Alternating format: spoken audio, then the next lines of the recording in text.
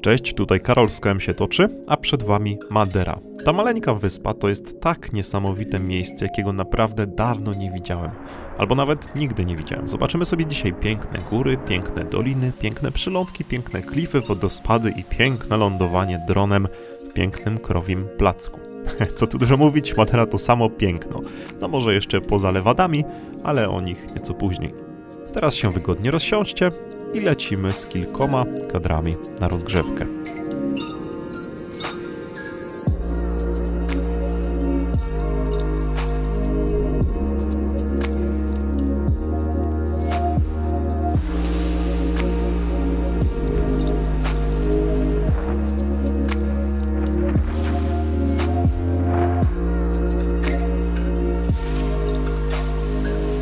Jeszcze zanim całkowicie zaczniemy, małe ogłoszenie. Właśnie wystartowała ponownie sprzedaż kursu filmowo-montażowego, więc jeśli ktoś chce nauczyć się robić ciekawe, fajne, dobre, efektowne, przyciągające wzrok filmy przez najbliższe 3 tygodnie z dodatkiem podróżniczym, czyli z takim nowym produktem wokoło kursu filmowo-montażowego, jest taniej. Także bardzo mocno zapraszam. Linki w opisie i lecimy z Maderą.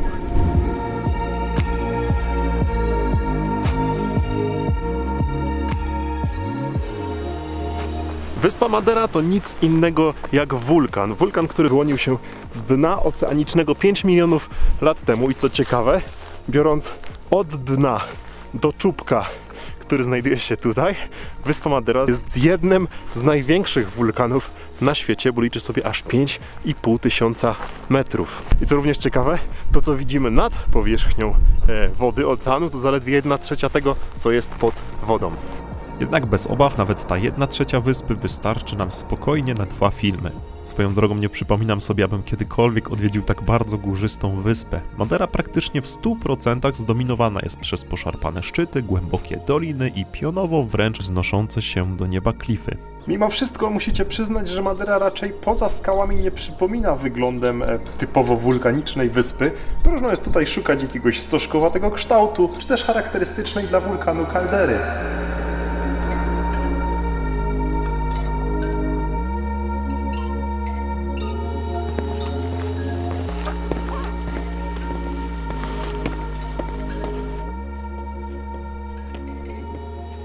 Jak na pierwsze wyjście w góry, to za bardzo nie mamy szczęścia, powiem wam. Patrzcie, te chmurek zasuwają. Jacie. To jest ogólnie miejsce, które się nazywa Pico Arreiro. Takie naprawdę najładniejsze miejsce na całej Maderze, ale za dużo nie widać. Chociaż z tego, co i tak widać przez te chmury, to i tak jest super, ale jeszcze sobie tutaj wrócimy. Wam tylko zaspoileruję, że zarówno z jednej, jak i z drugiej strony jest taka ściana w dół. Wiecie, co sobie myślę? W sumie może to i dobrze, że od razu nie ma fajnej pogody, bo sobie będziemy tak lekko racjonować fajne widoki, nie? No dobra, w góry w centralnej części Madery jeszcze sobie wrócimy nieraz, jak tylko będzie ładniejsza pogoda, a teraz zerknijmy, co tam słychać na północy, która co prawda też nie słynie ze słońca, ale akurat na początku wyjazdu miałem tam znacznie większą szansę na jakieś widoki, no i polatanie nowym dronem FPV. Ogólnie rzecz biorąc, Madera Północna jest bardziej wilgotna i zielona. Sprawia wrażenie, powiedziałbym, takiej bardziej dzikiej, niedostępnej, a nawet momentami tropikalnej. Wszystko to dzięki nie byle jakim lasom, bo nie wiem, czy słyszeliście kiedykolwiek o czymś takim jak las mglisty. Tylko 1% lasów na świecie to są lasy mgliste. Jest ich tutaj naprawdę dużo. Wyobraźcie sobie, że po kilkuset latach karczowania lasów na całej Maderze wciąż 16% lasów na Maderze to są lasy mgliste. I co ciekawe, są to najbardziej na północ wysunięte lasy mgliste na świecie. To tutaj te, co widzicie na mapie teraz, to są lasy mgliste i jedyne lasy mgliste w Europie, oczywiście zakładając, że Madera to Europa. Pomyślałem, że fajnie byłoby wam pokazać te lasy mgliste również wspomnianym dronem sportowym. W końcu to właśnie ze względu na Maderę uczyłem się nim latać od kilku miesięcy, no i o ile początek był całkiem obiecujący, to jednak po kilku zakrętach dron stracił łączność i postanowił wylądować pionowo z 30 metrów. Dlatego to już musicie się zadowolić na razie innymi ujęciami, zanim znajdę tego rozbitka w krzakach. No ale co jest takiego niesamowitego w tych lasach mglistych, że się tak na nimi rozpływa? Można by powiedzieć po prostu las, jednak nie do końca. Las mglisty, nazywany też lasem laurowym lub wawrzynolistnym, to taki las, który cały czas produkuje wodę. Następuje tutaj cały czas kondensacja pary wodnej. Naprawdę rano, wieczór, we dnie, w nocy.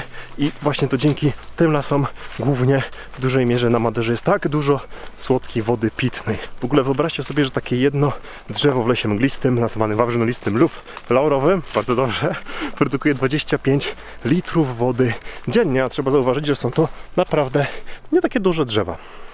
Natomiast ten tutaj to zdecydowanie najbardziej znany las mglisty na całej Maderze, który zwie się Posto Florestal Fanal. Jest to jedno z najczęściej odwiedzanych miejsc na całej Maderze i jak na ironię, im gorsza pogoda tutaj jest, im więcej mgły i deszczu, tym chętniej ludzie tutaj przyjeżdżają, bo dopiero wtedy las ten staje się naprawdę magiczny i tajemniczy. Jest też idealny do polatania dronem, więc jak tylko zauważyłem, że przestało padać,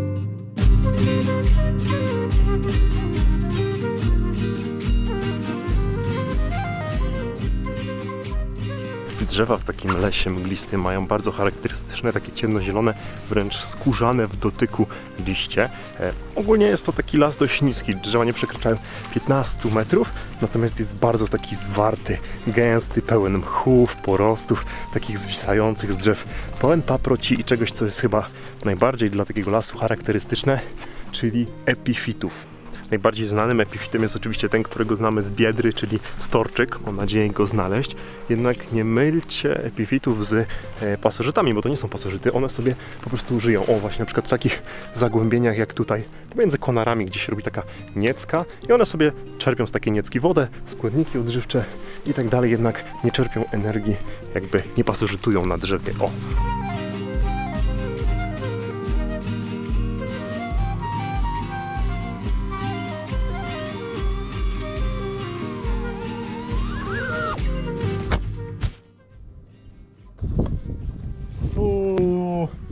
Ja koniec latania na dziś.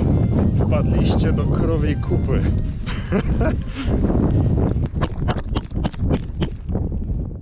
W sumie śmiechy śmiechami, ale jak ja to kurde wyczyszczę, jak tam układy scalone są. W centralnej górzystej Maderze wciąż nie ma warunków do wędrówek, dlatego też wyskoczymy sobie na północny wschód. Madera to w ogromnej części lasy, ale jak coś jest jedno takie miejsce, gdzie można sobie od nich odpocząć. Miejsce to nazywa się São Lourenço, czy też po naszemu przylądek Świętego Wawrzyńca i jest to zupełnie inny świat. Niby jesteśmy na Maderze, słynącej z zieleni, bujnej roślinności, drzew i kwiatów, a tutaj totalnie pusto. Bardzo dziękuję wszystkim osobom, które polecały mi i na Facebooku, Instagramie i pod ostatnim filmem z kwarantanny właśnie z Madery, polecały mi ciekawe miejsca do zobaczenia na Maderze. Oczywiście poza centralną, górzystą częścią najczęściej pojawiał się półwysep, a właściwie przylądek São Lourenço i powiem szczerze, że jest to naprawdę bardzo atrakcyjna okolica. Przez to, że tak często tutaj wieje na tym przylądku, to wykoszone zostały totalnie wszystkie drzewa i jest taki totalnie inny niż pozostała część Madery, która jest bardzo zalesiona. Tutaj jest totalnie łyso, takie trawy, bym powiedział. Nawet mi to troszeczkę przypomina Irlandię.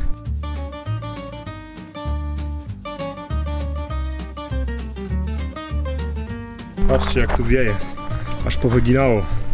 Tutaj normalnie, oficjalnie można sobie biwakować.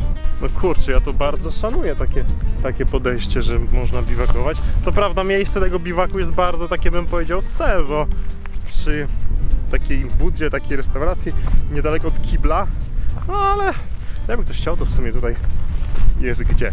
Przez przylądek ten prowadzi tylko jedna kilkukilometrowa trasa trekkingowa. Jest jednak naprawdę świetna. A jeszcze bardziej polecam sobie od czasu do czasu odbić na bok i wejść na jakiś klif, żeby rozejrzeć się z niego po okolicy.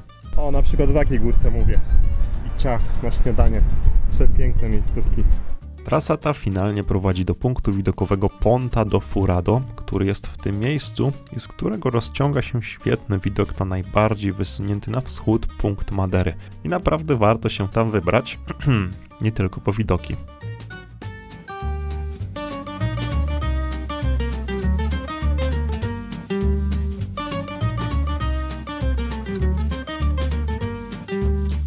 No i proszę Państwa, w tych pięknych okolicznościach przyrody będzie do zdobycia kolejna czapka kołem się toczy. Zapamiętajcie sobie to miejsce. Tam jest pierwsza latarnia na Maderze ever. to ją właśnie widzą wszystkie statki, jakiekolwiek przyjeżdżają od strony Europy, czy też Afryki. Natomiast jak czapka, to musi być i naklejka. Jest taka fajna, już zagospodarowana wieloma naklejkami tablica, więc pierwsza osoba, która sobie zrobi z nią selfie, dostaje czapkę. A zobaczcie ten fragment z São Lourenço. Powiedzcie, że nie przypomina wam to bieszczadzkich połonin. Patrzcie, tutaj wiatr dokładnie wykrzywił w taki sam sposób. Dziwne bardzo, nie? Stwierdziłem, że i chyba to jest najlepsza taktyka na Maderę. Rano wstajesz, gdzie tu będzie padać. Dobra, tam nie jadę. Jedzie się tam, gdzie jest słońce i na razie się sprawdza. Idę na taką trasę, która nazywa się Verada do Larano. I znajduje się ona zaraz obok odwiedzanego przed chwilą przylądka São Lourenço. Przygotowując się pod kątem fajnych widoków i wiadomo, miejsc do latania nowym dronem, to ta trasa szczególnie wydawała mi się mieć potencjał. Oczywiście nie aż tak jak centralna górzysta część wyspy, no ale tam dalej są chmury. Fajna dolina, idzie się ogólnie tak lightowo, tak jakby lewadą i później tam się wychodzi na przepiękne klify i na ocean. Ogólnie tak sobie myślę, kurczę, fajnie jest mieszkać. Na przykład tam, nie? Na takiej górce, zobaczcie. Albo tu, albo tutaj też są domy, tam u góry są domy. Tylko tak z drugiej strony myślę, weź, jak ci zabraknie mleka do kawy, idź do sklepu, pół godziny i to pod taką ścianę. Ja wiem, że to problemy pierwszego świata, no ale jedzenie, picie, zwłaszcza kawa do mleka, to są jedne z większych potrzeb. Najwyżej w piramidzie potrzeb Maslowa. Ja to mam 1000 metrów do sklepu u nas w domu i też mi się czasem nie chce iść, jadę rowerem. A weź tutaj jedzie rowerem. Kurczę, stromo tak, że można umrzeć.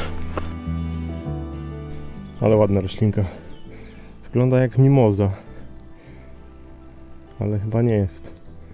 Tak sobie myślę o tym mleku i w sumie to można mieć krowę, nie? I problem z głowy. Dobra, cofam. Jednak fajnie jest mieszkać w głębokiej, ciemnej dolinie. Jaka miejscowa na namiot. Bosko, właśnie 2 dziewczyny tutaj stąd wracały z takimi dużymi plecakami. I domyślam się, że było tu kimane. Coś pięknego. I powiem wam coś więcej. Nie ma wiatru. A to znaczy nie mniej, nie więcej. Jak?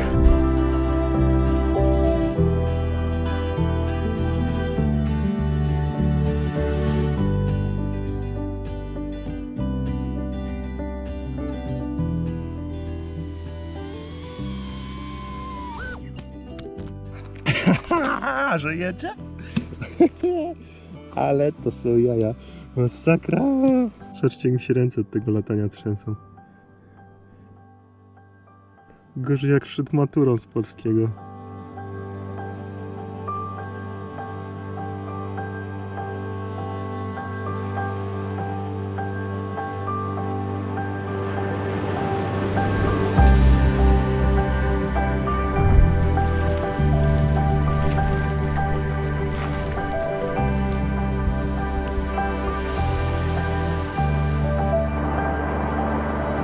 No zobaczcie, jak tu duje tak wiatr od oceanu, jak wygoli ładnie te drzewa. Normalnie jakby je ktoś podczesał.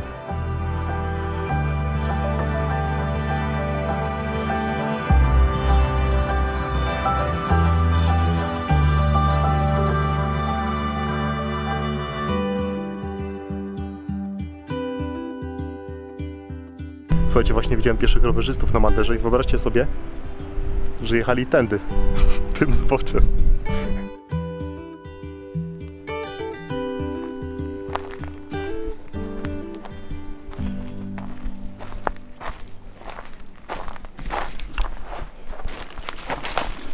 Ale zejście jest dość strome, trzeba przyznać. Aż mi palce wywaliło z butów. Patrzcie, jakie oni tu paprotki mają. Ciekawe, jakie muszą mieć kleszcze, nie? Jeszcze tak a propos tego twardego lądowania w Krowim.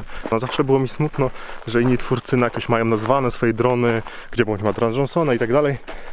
I zawsze było smutno, że mój nie ma żadnej nazwy.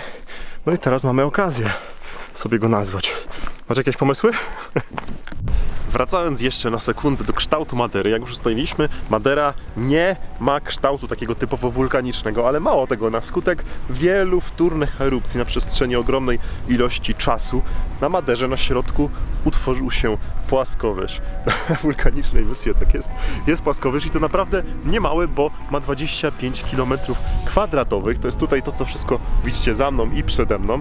I robi to naprawdę niesamowite wrażenie, zwłaszcza, że jak się tutaj jedzie, w ogóle jak wszędzie na Maderze, to się jedzie lewo, prawo, naprawdę jak wielki jeden slalom, a nagle kończą się zakręty i człowiek wjeżdża na długą, prostą, jak na stepie mongolskim. W sumie jakby nie te chmury i te wiatraki trochę szpecące, no ale w sumie ekologiczna energia, no to można by powiedzieć, że wygląda to trochę jak na stepie mongolskim. I to właśnie ten płaskowyż, nazywany gąbką Madery, jest tym takim miejscem, gdzie gromadzi się woda pitna na Maderze. On wsiąka wszystko to, co wyprodukują, odparują drzewa, lasy mgliste, nazywane lasami laurowymi lub, jak wiecie, lasami wawrzynolistnymi. I właśnie z tego obszaru, z tej gąbki Madery bierze źródło wiele rzeczek i strumieni, które, co ciekawe, spływają bardzo często w dużej mierze na północną część, czyli tam. A jak na złość, największe siedliska miejskie i uprawy są na południu, gdzie jest mniej wody. Jednak na szczęście Maderczycy sobie na przestrzeni lat z tym bardzo dobrze poradzili i transportują wodę z północy na południe. A jak to zrobili, jak to robią, no to już się dowiemy w kolejnym odcinku. Tymczasem w Królestwie Chmur, centrum wyspy, nieco przewiało. Tak przynajmniej informowały moje tajne źródła. Jadę więc w te pędy, aby przejść się w końcu uznawaną za najładniejszą trasą z Pico Arriero na Pico Juvio. No dziś jest potencjał, ale żeby nie zapeszać, to psss.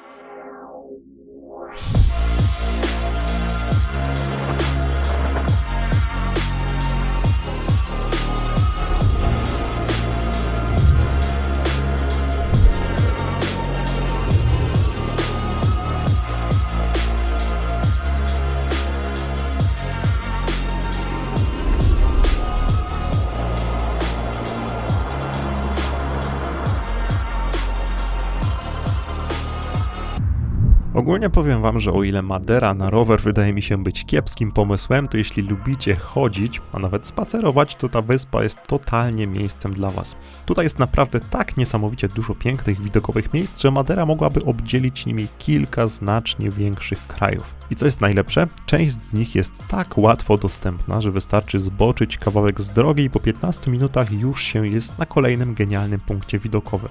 Przykłady? Proszę bardzo, tutaj macie pierwszy, a kawałek dalej jest znowu taki z widokiem na wodospad wpadający wprost do oceanu. Jest też punkt widokowy na taką strzelistą i ostrą jak brzytwa wysepkę zamieszkałą przez liczne mewy, ale jest też kawałek dalej punkt z takim widokiem na jedne z najwyższych klifów świata.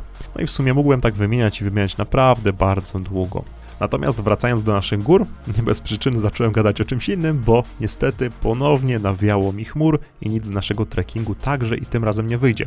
Taki jest urok Madery, jednak co się odwlecę, to nie uciecę i wrócimy sobie tu w lepszej pogodzie w drugim kolejnym odcinku, obiecuję.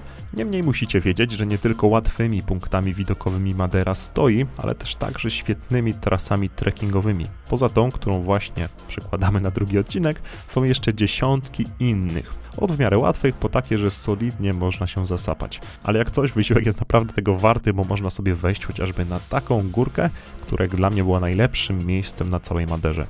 Ale na nią też pójdziemy sobie w kolejnym odcinku, bo jak już mówiłem na początku, trzeba sobie racjonować przyjemności. Ponadto pochodzimy jeszcze troszeczkę po Lewadach, zrobimy kilka innych naprawdę widokowych trekkingów, no i też dowiemy się co nieco o samej Maderze, jej historii i Maderczykach, no bo przecież nie samymi widokami człowiek żyje. Tymczasem przypominam, że właśnie został otwarty kurs filmowania i montażu, a także trwa krótka przedsprzedaż nowego kursu nazywanego dodatkiem podróżniczym dla wszystkich osób, które chciałyby się nauczyć robić wciągające filmy z podróży lub wakacji. Jednak do nich macie linki informacyjne w opisie. Bardzo zachęcam do zerknięcia. No i to by było na tyle. Bardzo dziękuję za uwagę. Mam nadzieję, że vlog wam się podobał. Zapraszam oczywiście do subskrypcji, obserwowania, zostawienia łapki w górę, no i do innych filmów. Trzymajcie się i do następnego. Pozdro!